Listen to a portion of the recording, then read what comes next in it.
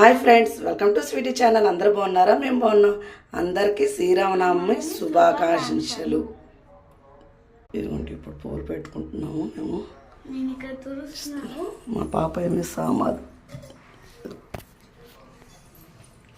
తుడుస్తుంది.